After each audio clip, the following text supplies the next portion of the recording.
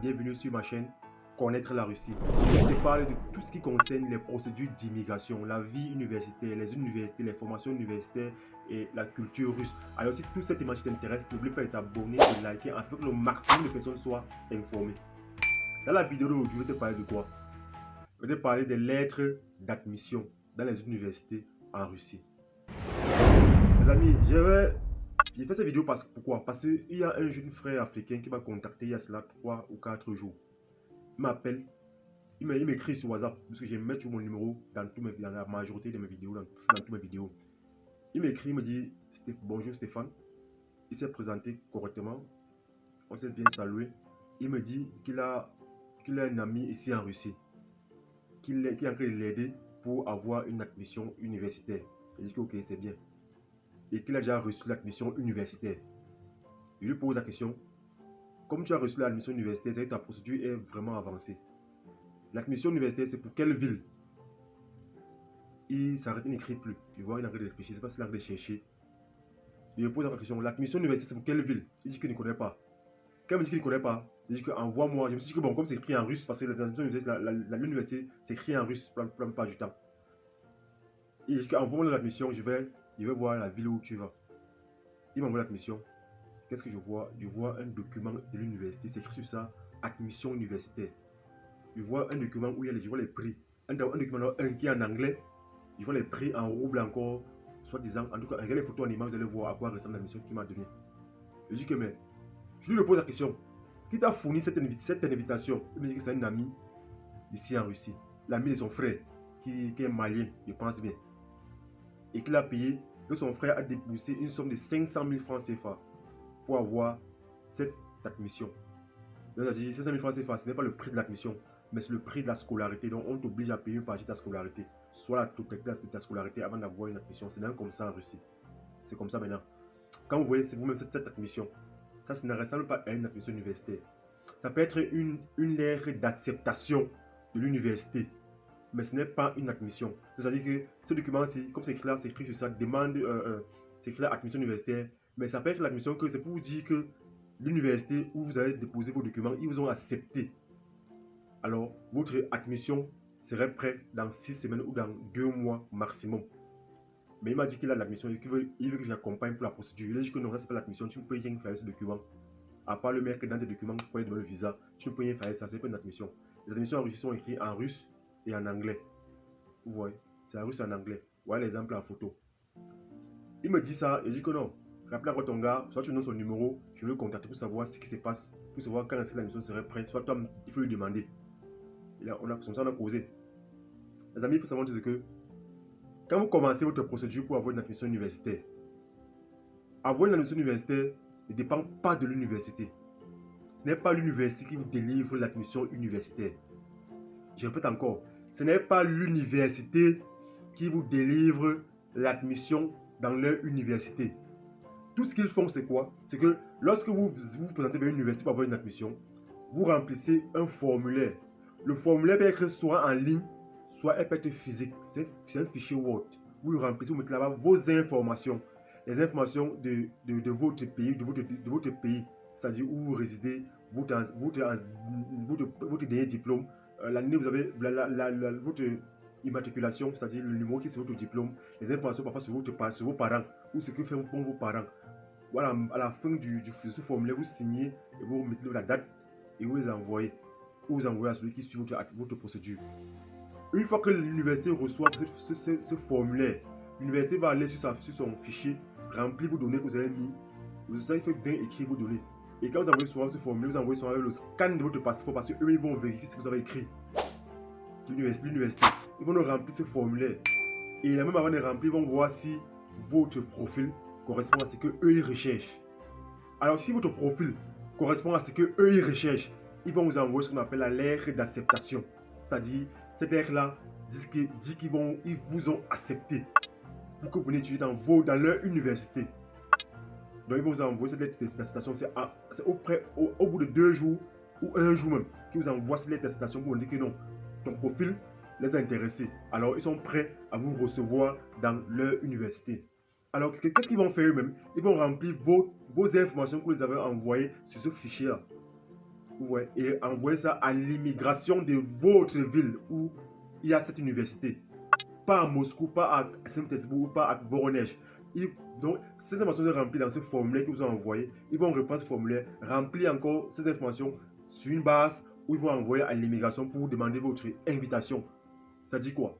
Quand l'immigration va recevoir vos données venues de l'université, c'est-à-dire que pour l'immigration et l'université, vos informations correspondent à ce qu'eux recherchent.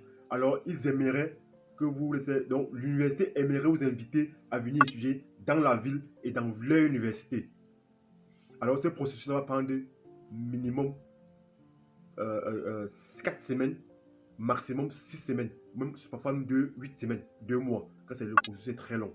Parce qu'il faut savoir, c'est que lorsque vous demandez une admission universitaire, je dis encore, ça ne dépend pas de l'université de vous fournir l'admission. Parce que si ça dépendait que de l'université pour fournir l'admission universitaire, ils vont vous fournir cette admission à moins de 4 jours ou 2 jours. Ils vous donnent l'admission. Mais ça dépend de l'université, ça dépend de l'immigration, pardon. Ça dépend de l'immigration de la ville. Et dans une ville en Russie, les amis, il peut y avoir au moins 20 universités. Vous voyez, 20 universités. Et toutes ces universités prennent les invitations ou les admissions dans l'immigration de cette ville-là. Donc, l'immigration est souvent beaucoup chargée. C'est pour ça que ça prend assez de temps pour avoir une admission universitaire. Maximum 2 mois, minimum 4 semaines. Ça prend assez de temps. Pourquoi? Parce que ce n'est pas vous ceux qui voulez, ce n'est pas seulement votre université qui demande les admissions. S'il y a 20 universités dans la ville, alors ce sont les 20 universités qui demandent les admissions pour les étudiants étrangers. Donc ça prend assez de temps. Ce n'est pas dire que quand vous demandez, vous avez ça en 1 semaine. Non. Si vous avez ça en 2 semaines, 3 semaines, alors ça dépend de la période dans laquelle vous avez demandé votre admission. Vous avez demandé à une période où il n'y a pas trop de demandes d'admission, alors c'est très vite sorti. En 2 semaines, 3 semaines, c'est sorti. Mais si vous demandez en période où la moitié de ces universités sont en train de fournir les invitations, alors ça va prendre le temps que ça va prendre.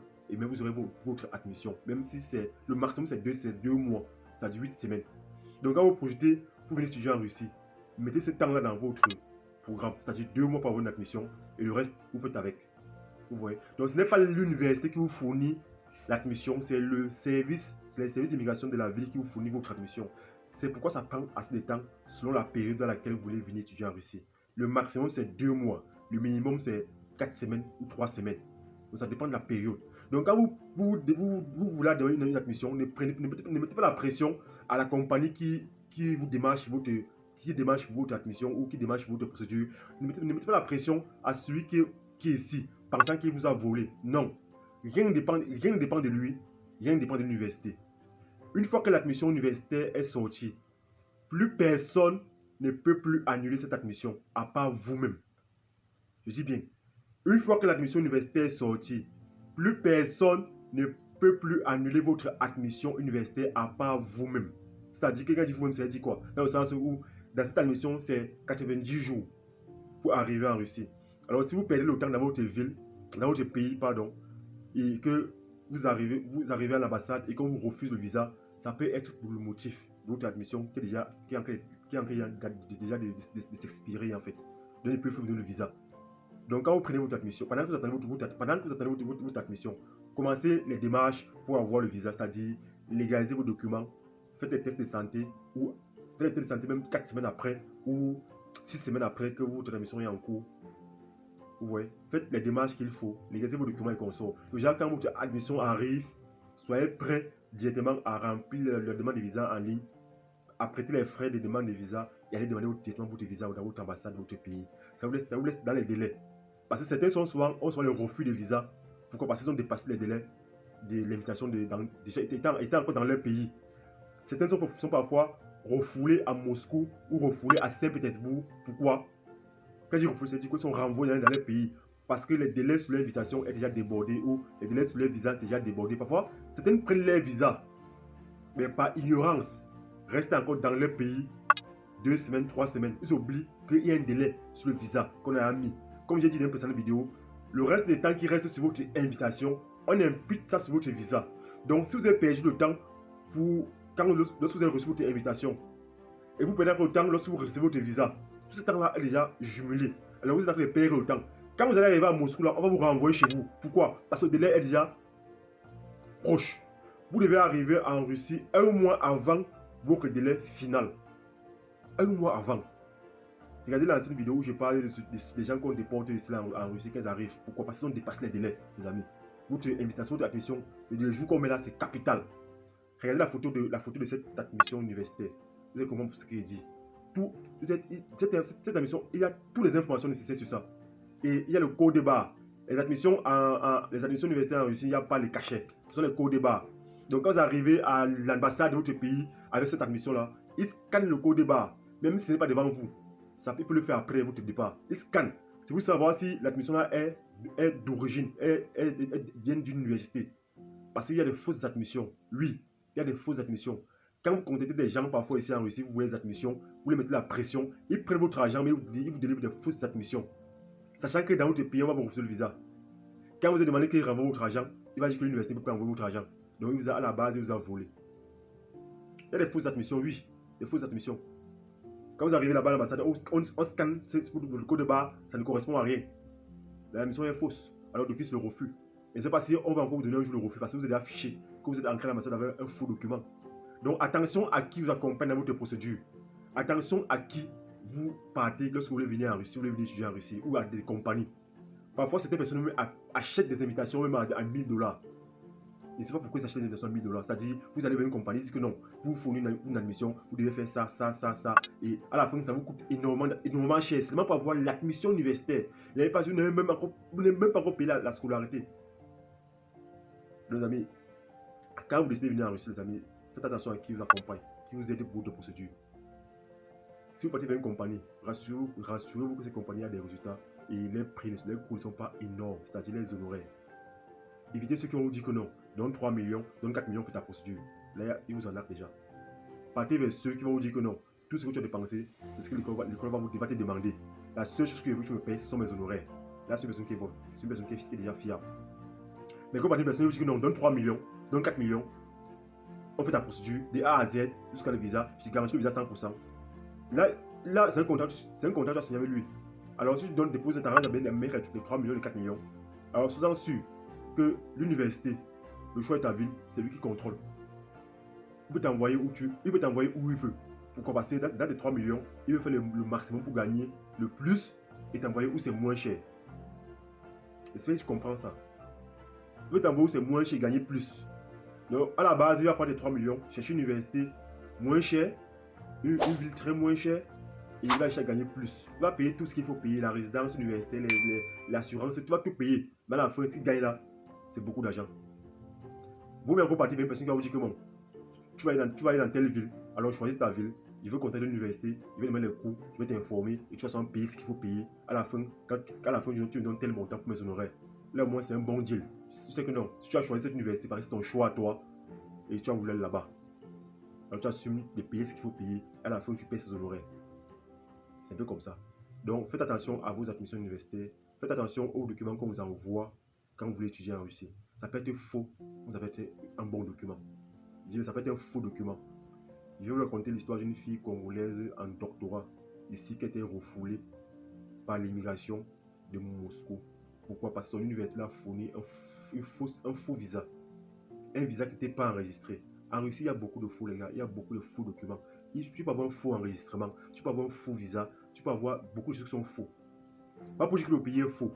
Mais pour dire que il y a des gens qui font du faux aussi en Russie. Même comme je vous ai dit dans cette vidéo, il y a les universités qui fonctionnent de façon clandestine. C'est-à-dire, le gouvernement ne les reconnaît pas.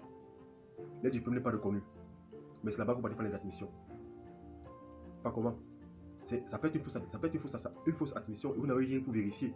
Il n'y a que l'ambassade qui va savoir que c'est une fausse admission. Il n'y a que l'ambassade où vous partez, votre pays qui va savoir que c'est une fausse admission. Parce que l'admission là que vous prenez là, on va checker ça à l'ambassade, on va checker ça au niveau de l'aéroport. On va checker voir si c'est une bonne admission. Il faut aussi, on va aussi regarder les délais de cette ambassade, de cette admission là. Ça peut entraîner votre déportation.